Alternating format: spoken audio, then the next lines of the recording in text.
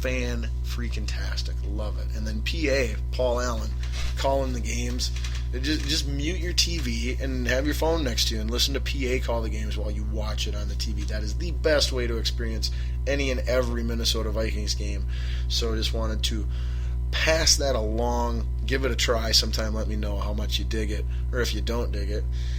And kudos to the Vikings crew at KFan, PA, Greg Coleman, Pete Bursich, and the rest there. Keep up the good work every week, guys. And then finally, in Vikings and NFL news, Vikings' beloved mascot Ragnar, the human Viking-looking guy that rides in on the motorcycle, he is currently on strike.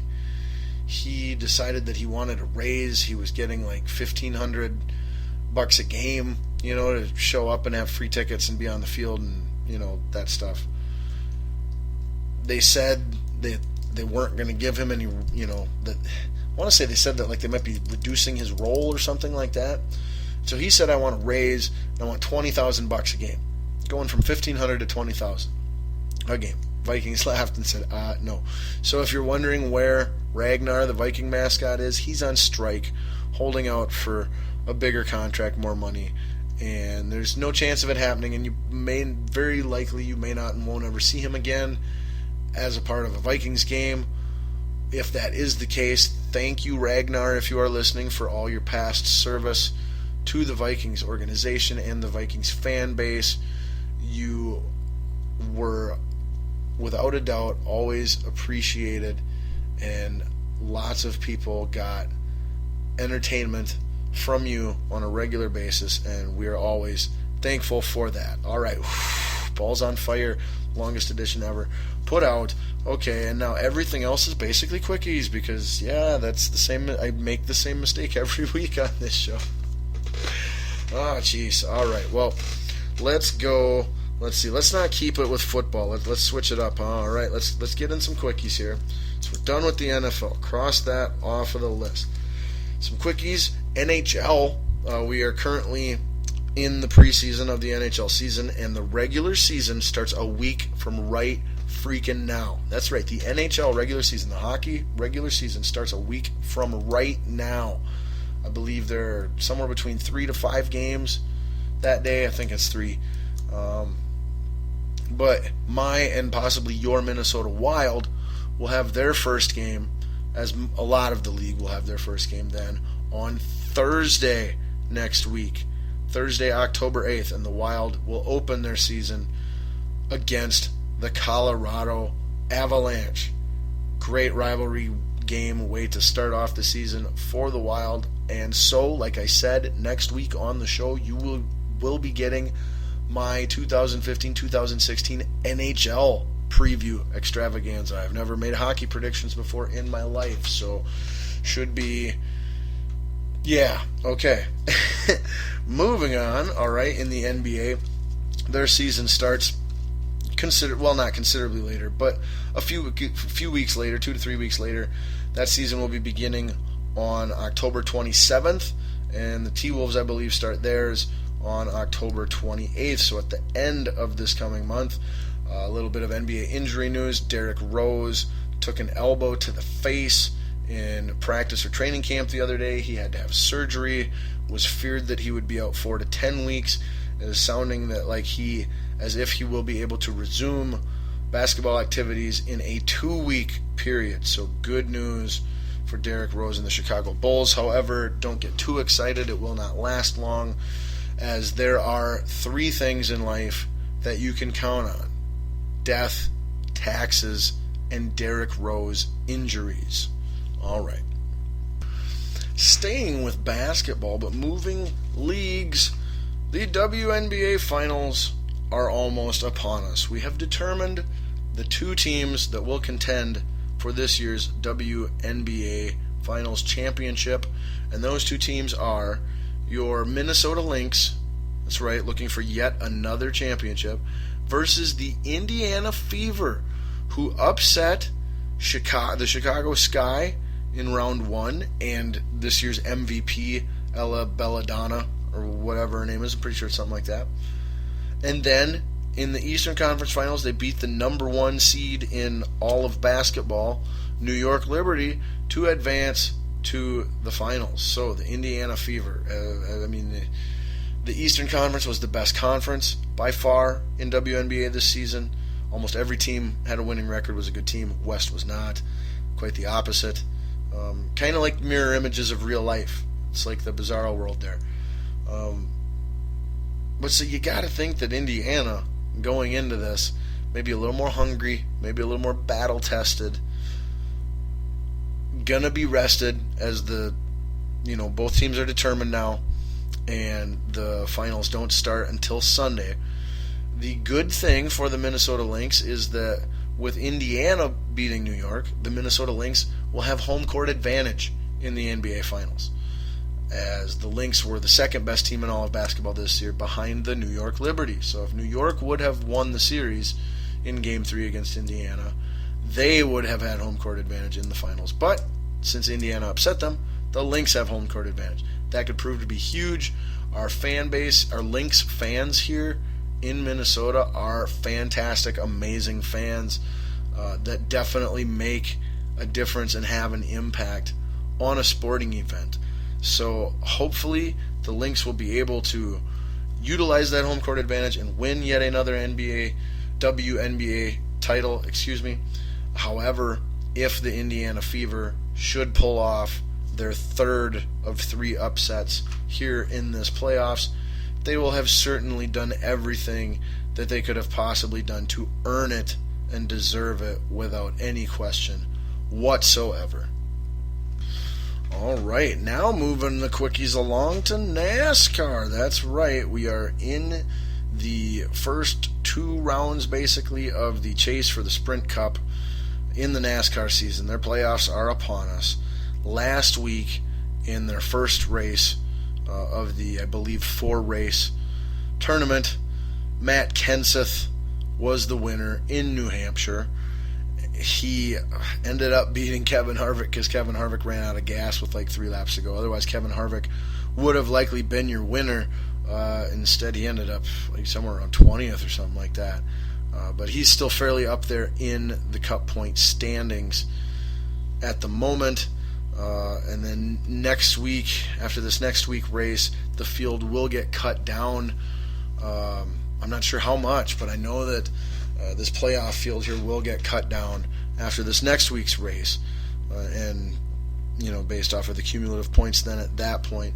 So a very important race coming up this week on the NASCAR scene, and some very interesting news to bring up yet on NASCAR. Tony Stewart, who is involved in the Sprint Cup playoffs right now, he came out and said that next year will be his final year racing, and that he will retire after next racing season. Kind of out of nowhere, one wonders what brought that on all of a sudden. It's no surprise that the guy is retiring. He's had a fairly long and very successful career where there's not really a whole lot more for him to accomplish. He's not necessarily all that old, but there's really not much more for him to accomplish. He killed a guy racing last year by running him over with the car on a racetrack. So there's that. But we wish Tony Stewart nothing but the best. I hope he can finish out this season fairly strong, and then next year have a proper, good, closure-filled final season and chapter of his storied racing career. And a little FYI note, driver Clint Boyer will be taking over Tony Stewart's car in 2017 when Tony Stewart retires. All right, not bad for NASCAR talk, huh? Don't mind if I do. All right, so PGA, we had the conclusion to the regular season last week, the Tour Championship tournament, determining the FedEx Cup winner. The winner of that tournament alone got a $10 million check. Of the FedEx Cup, the winner of the FedEx Cup gets a $10 million check. Well, either way, whatever. The winner ended up being Jordan Spieth. Who else? The golfer of the year. The only other person that could come even close would be Jason Day. Jordan Spieth won like 5 or 6 tournaments this year. That's only been done like 6 times in history, something like that. He shattered the previous record for money won in a season. His tour winnings were a little over $12 million this year, and then for winning the FedEx Cup tournament, you win $10 million. So Jordan Spieth this year, at the age of 21, 22 years old, made $22 million just by playing golf. That is not even endorsements or anything like that. So way to go, Jordan Spieth. Couldn't happen to a better human being. If you're looking for a superstar in the sports world to show your kids what a role model really is like, let me nominate Jordan Spieth right now. And you go do the research and find out if that's a choice you agree with or not. But congratulations again to Jordan Spieth, closing out this year the same way he started it, winning the biggest tournament and being on top of the golf world. So, all right, now let's get to UFC 192, huh? Sorry I kept you waiting so long on that. Like I said, that is this Saturday. Man, it's going to be good.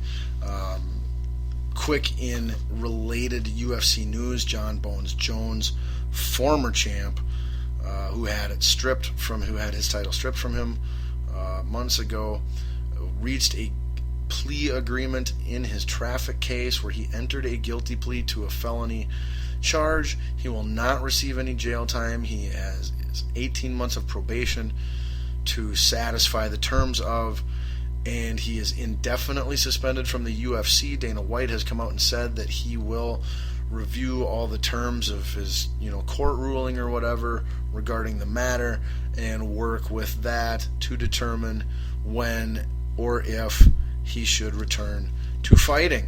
But his title ended up in the hands of Daniel Cormier, or Cormier, however you say it, and he is in the main event of this week's UFC 192, so that's why it was related news, and I bring that in there. Cormier is a 16-1 from the United States, got a great record there, and he will be defending his title against Alexander Gustafsson, who is 16-3, fighting out of Sweden. And while, here's the thing, okay, I got to make everything quick. My expert, and he is an expert, by the way, my expert says this is a tough fight to call. Coin flip, could very much go either way. But his gut is telling him that Gustafsson is ready to take the title. And then Cormier is, potentially vulnerable to lose it. So, long story short, I'm trusting my source, and we're picking Gustafsson in the upset to become the new champ by defeating Daniel Cormier in the main event. Before that, we will have what should be a fantastic match of Johnny Hendricks versus Tyron Woodley. Hendricks 17-3, Woodley 15-3, both fighting out of the UFC at 170 pounds with 69-inch reach. Hendricks is the better fighter. That's not to say that Woodley can't win this fight, but look for Hendricks to win this fight and then set up a rubber match with Lauer for the title. This match sounds to me like it is a number one contendership match. Hendricks is kind of the number one contender, but since he was the last person to have a title match and lose in his weight class, he kind of is having to defend his number one contendership spot in this match. That's where this is a big storied match, is look for the winner of this match to get a title fight opportunity in the very near future. The loser not so much. And then in what might be the most anticipated or hyped or talked about match, you've got Ryan Bader taking on the returning superstar Rashad Evans. Bader is 20-4, Evans 24-3-1. Bader's got him on height by 2 inches. Evans might have some rust. Bader is a good fighter. But Bader's going to need to take this fight to the ground in order to have any kind of chance of winning, or just catch